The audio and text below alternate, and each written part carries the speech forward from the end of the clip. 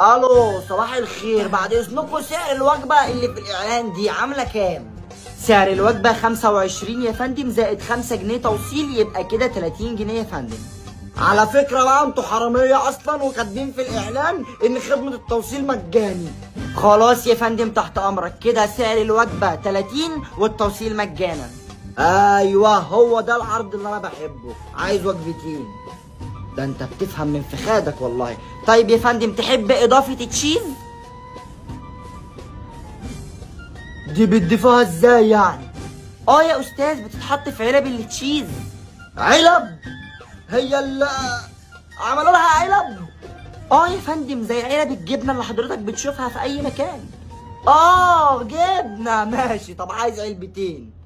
تمام يا فندم، كده هيبقى سعر الاوردر 30 جنيه زائد 10 جنيه علبتين للتشيز والتوصيل مجانا، يبقى كده 40 يا فندم. على فكرة انتوا كاتبين ان التشيز والاضافات والحاجات دي كلها بتطلع مجاني مع الاوردر.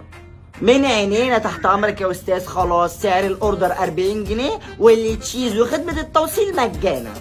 ايوه انا كده احبكم، شغلوا دماغكم عليا. ده انت لقطة تعليم مجاري.